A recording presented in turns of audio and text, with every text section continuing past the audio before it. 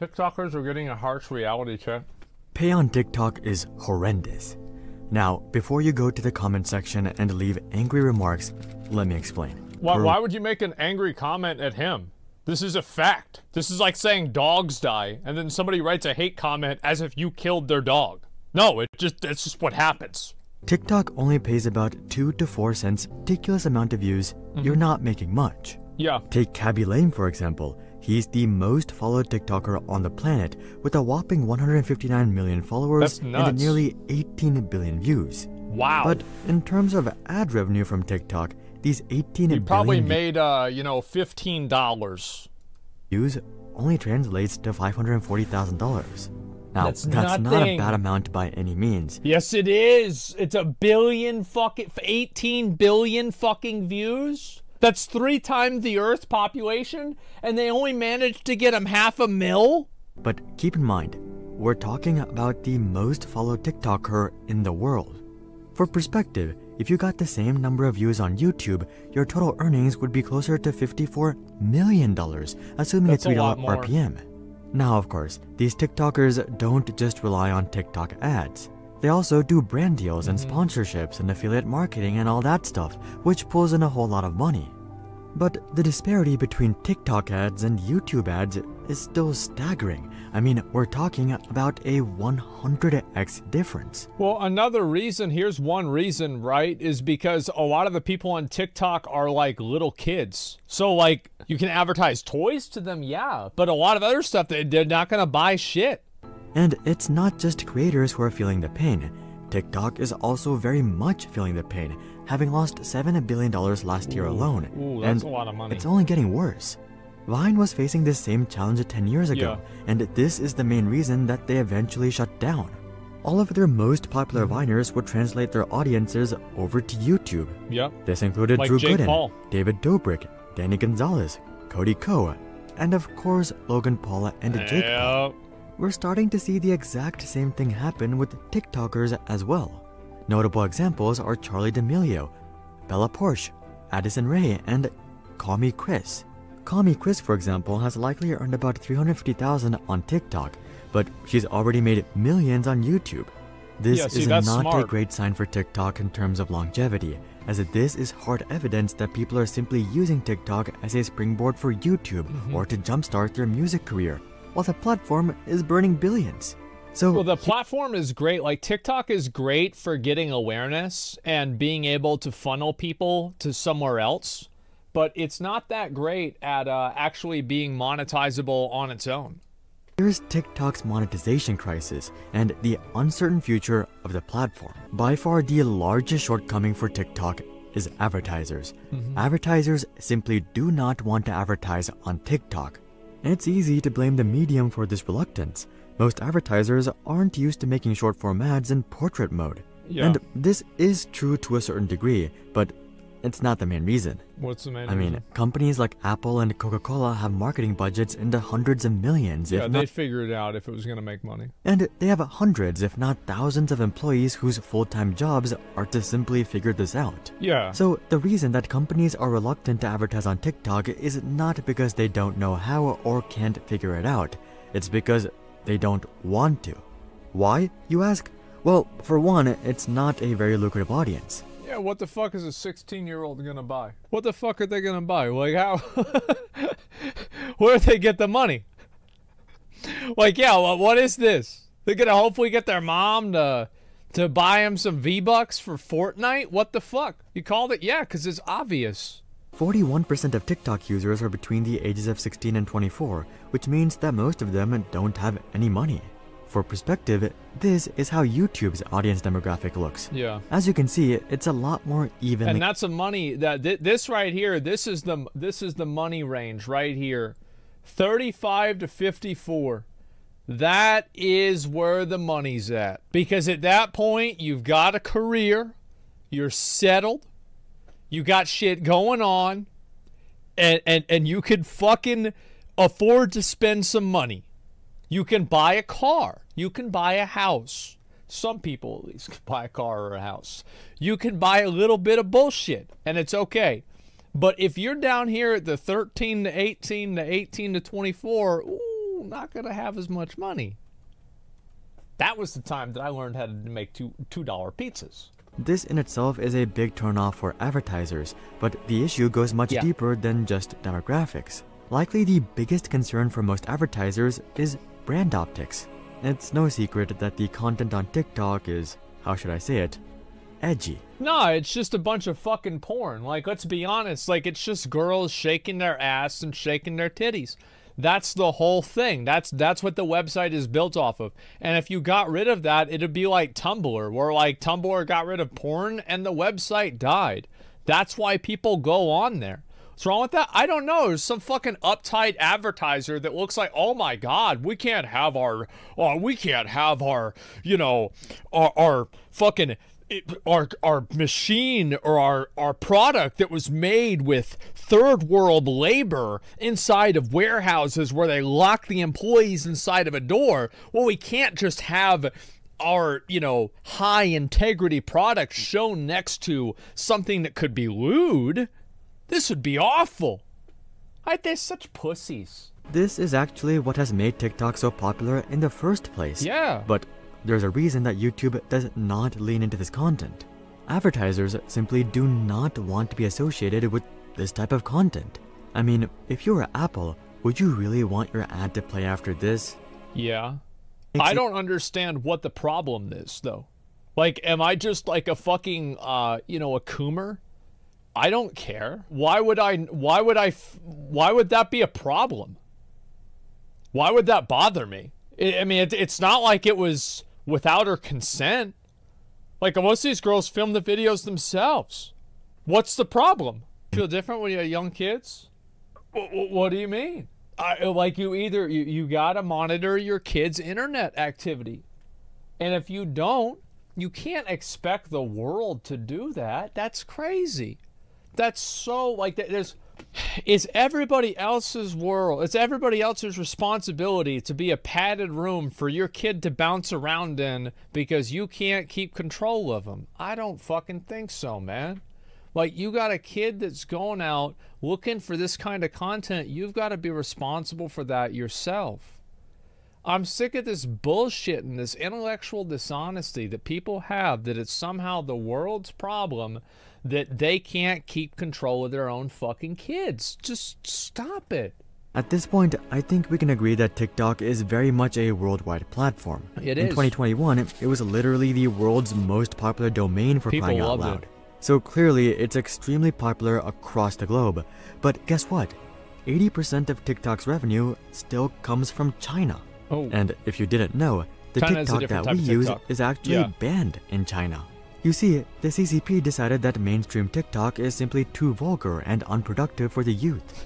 So instead, they have a healthy Hey, yo, that's why the people over there want to be astronauts and the people here want to be YouTubers. It is what it is. version of TikTok called Douyin. Fundamentally speaking, it's the same app. The difference is the type of content that is posted and promoted on the platform. Douyin primarily promotes science, educational, and historical content instead of lip syncs and dancing. Furthermore, younger generations are limited to just 40 minutes of Douyin per day, so no hours of mindless scrolling. And Wow. Douyin is extremely popular in China, but it doesn't quite stack up to TikTok. Douyin boasts 730 million makes monthly sense. active users, while TikTok boasts 1.05 billion monthly active users. Sure, So but like, TikTok that's is only in not one only more country. popular, but people tend to spend far more time on TikTok.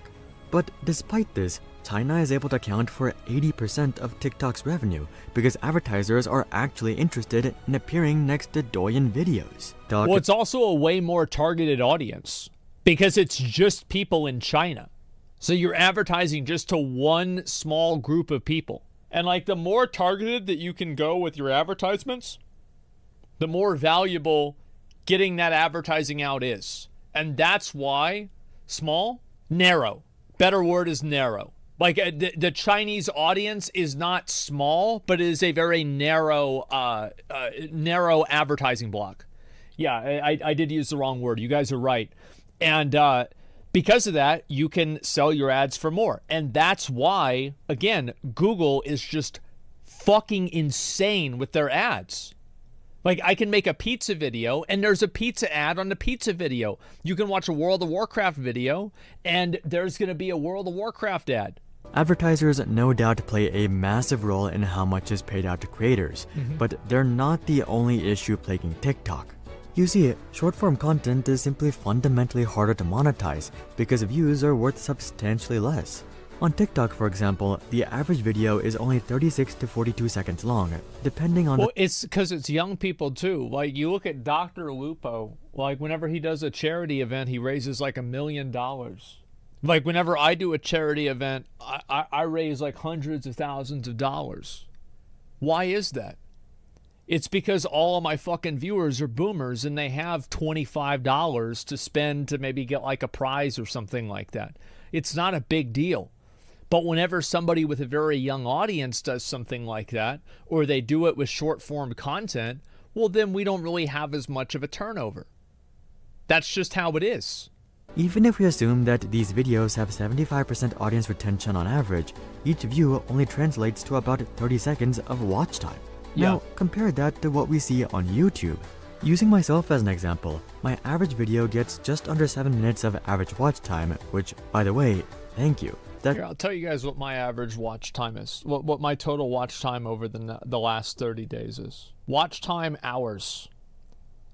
11.9 million. So in the last 28 days, there has been 11.9 million consumed watch hours on my channel. The average view on my channel is worth about 14 views on TikTok. Why do I bring this up? Well, monetization has more to do with watch time than views. I tend to put an ad break once every 3 minutes, which means that the average view translates to 3 ad impressions. For simplicity, let's say that TikTok also shows an ad once every 3 minutes. Since each video is only watched for 30 seconds at best, a viewer would have to scroll through 6 TikToks before reaching an ad, and that's the best case scenario. Yeah, so you only get More monetized likely, 1 in 6 times. they'll have to scroll through 10 or 15 TikToks before seeing an ad, but we'll call it 6 to give them the benefit of the doubt. And it's also, the ads aren't really that good because they've got to be super short. You can't have like a 3-minute ad on TikTok because the video content is like seconds long. Means that each view on TikTok only translates to 1/6 of an ad impression. Putting this next to YouTube, we'll see that each YouTube view translates to 18 times more ad impressions. So if we want to really create an accurate comparison between how much advertisers pay on YouTube versus how much they pay on TikTok, we can't compare views to revenue. We have to compare ad impressions to revenue. YouTube generally pays $3 to $5 per 1,000 views in most niches. Sure. And as we previously touched on, TikTok only pays 2 to 4 cents per 1,000 views. But if we normalize based on ad impressions, we'll see that TikTok is actually paying 36 to 72 cents for the same number of ad impressions that you would get from 1,000 YouTube views. Still about 7 to 8 times worse than YouTube. Also, well, it's just also because, like, you scrolled, like, this is the way that I've done with, like, I've like scrolled through like Instagram Reels or like YouTube Shorts. Like, I don't really scroll through TikTok a lot. It's just not like a normal part of my routine. I don't remember what I watch most of the time. It's just like wasting time. So like, think about it. If you're watching something and like it's just noise. It's like junk food, right? So whenever you're doing this, what is the value of an ad in the context of it being junk food? The only way to work around this obstacle is to move towards longer form content, which is exactly what TikTok has been trying to do. What started at a maximum video length of 7 seconds has grown all the way to 10 minutes. TikTok has also been testing with landscape mode, but increasing the average view duration isn't as easy as just getting creators to post longer videos. Yeah. The algorithm highly values audience retention, so if TikTokers want their long-form videos to perform well, they have to increase video length. And that's a huge factor, right? Is that a lot of people, like, that's a big thing on YouTube, is if you get people to sit there and watch your views or watch your videos, and that's like a huge thing for me, is because I will have a video, I will release a video, and it will be like a 9-hour video. Asmongold plays Diablo new class. It's got like 300,000 views. And it's because somebody sits there and watches it for like 45 minutes. And now everybody sees this shit. Also, you know how we see all those articles about our ever-decreasing attention spans? Well, if that's true anywhere, it's true on TikTok. So TikTok is very much fighting an uphill battle when it comes to monetization due to the fundamental nature of their content.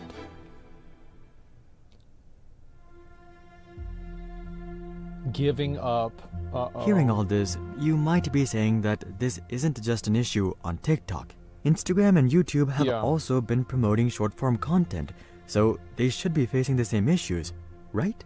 Well, you're right. YouTube and Instagram are indeed... I feel like I've heard that YouTube isn't even pushing shorts as much as they used to.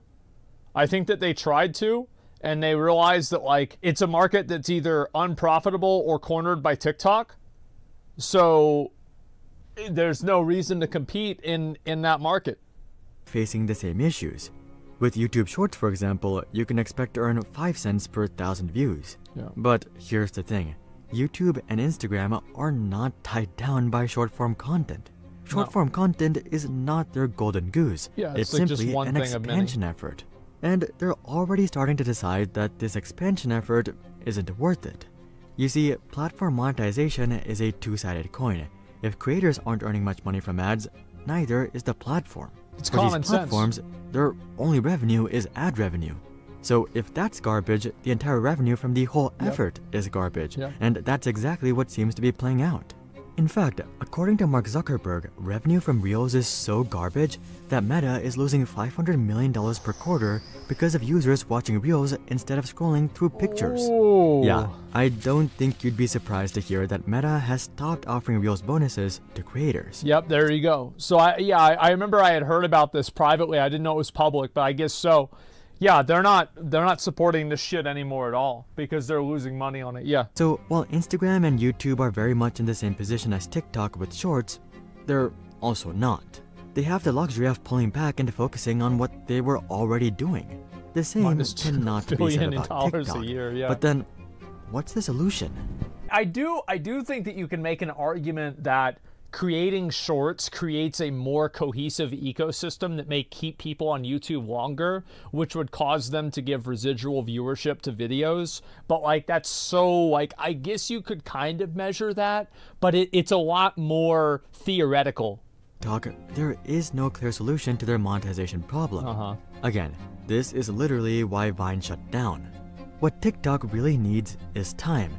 They need time for brands to become more open with the idea of advertising on TikTok. Yeah, I am so sick of these brands being fucking, oh, we don't want to advertise next to sensitive content. Bro, if I see a fucking Coca-Cola ad next to a crazy person, I'm not going to go and think I'm not going to think Coca-Cola is like, haha, good job, keep it up, keep being crazy. In the meantime, their best bet is to tinker with the algorithm to push longer form content that's more advertiser friendly. But this is also a pretty big gamble. This can lead to a sort of ad apocalypse like we saw with YouTube back in 2017. More edgy creators got pushed off the platform as family-friendly content got pushed to the top. By the way, I actually don't think that most people believe that. I think that that is a lie that is sold. Most people don't give a fuck. Like, that's really the truth. Now, I remember during the Target protest, whenever people were mad that Target had, like, some fucking, like, gay or trans thing, I went to Target. Nobody was talking about it. Nobody was around that section. Nobody cared about it because they're there to get toilet paper. They need toilet paper, diapers, and a new shirt. And the biggest problem in their life is rent. There's a gay section over there? Okay, I'm not going to go over there. I'm not gay. Always had a good mix of edgy and family-friendly content, so the shift towards family-friendly content was more natural.